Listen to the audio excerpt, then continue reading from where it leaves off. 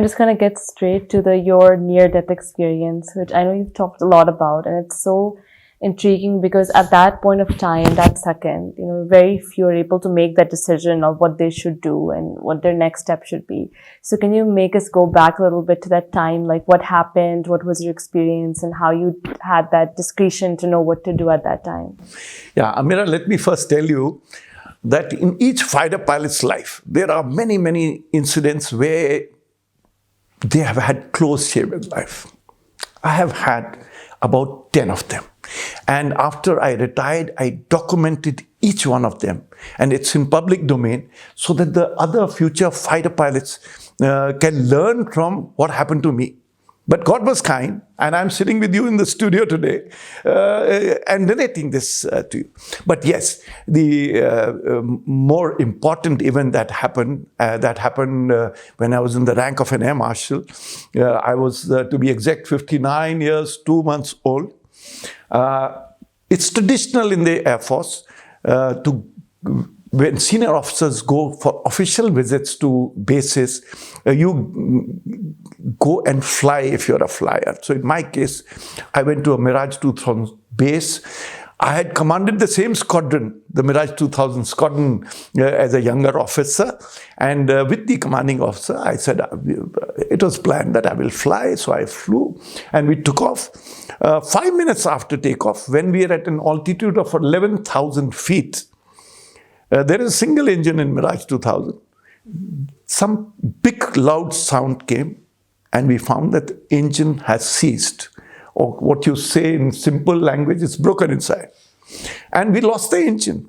And now when you lose the single engine, you have no other choice but to get out of the aircraft. And the aircraft you get out through an ejection seat. An ejection seat is an automated seat which once you pull the handle, takes you out.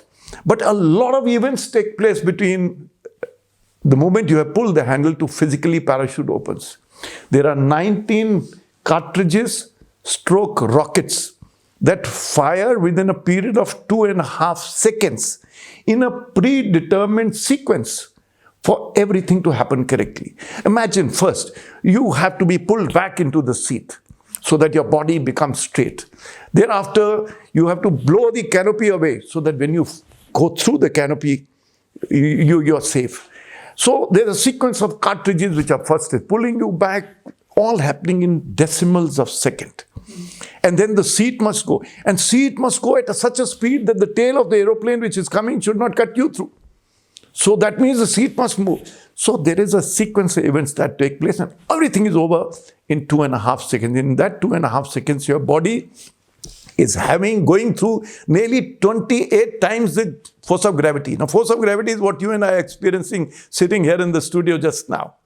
So at 28 times G, your blood from your head goes down, you are blacked out, and you're seeing stars literally in your brain. But within 2.5 seconds, the parachute opens, and then you see the beautiful earth down below, and you're floating down. And my case, it happened in the Chambal Valley ravines, and and of course, God was kind. And so you thank God, my God, I'm there, I'm all right. So what happened after that? I came down. We had already told on the radio that there is, we are ejecting. So a helicopter came to pick us up. They found us. We had opened up the parachute because parachute is colored and they could see us from far off. But what I want to tell the youth now is what did I feel that time when I was going through all this. I was in now the helicopter, lying down in a stretcher. They're flying me to the hospital. That's the standard procedure. And I was thinking, I said, what is it? God forbid if I had died today. What is it that I wanted to do in life and I had not done it? And two things came in my mind. I always wanted to learn a musical instrument. I had not done it. So when I became all right, after they did the initial medical checkups and sent me to home, I first went to Delhi School of Music to say that I want to learn music. And at the age of 59 years plus, I began to learn saxophone.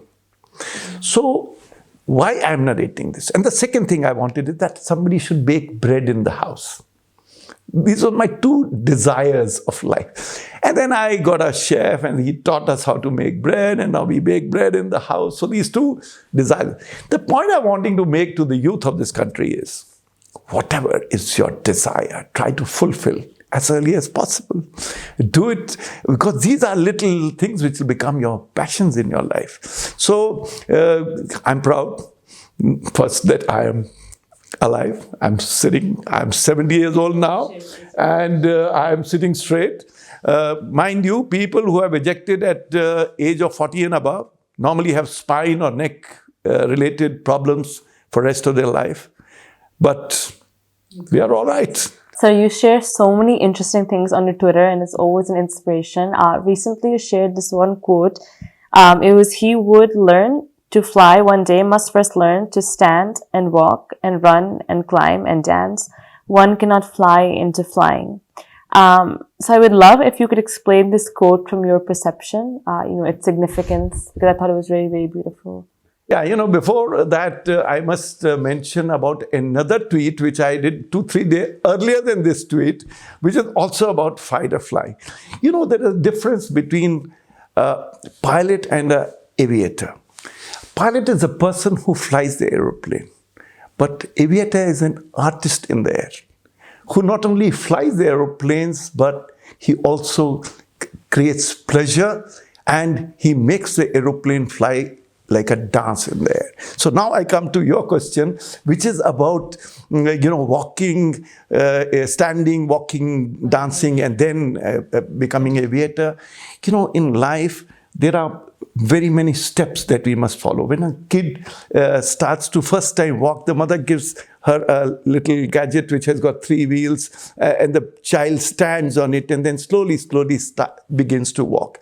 So before you get to fly, get into the air, it's important to go through some very, very important steps of life. Because the aviation is a journey. When you reach that point of becoming an aviator, this journey you should have crossed through. And everything in it, the standing, the walking, the dancing, are parts of aviation. As I said, the aviator is an artist in the air. Yeah. That is the context.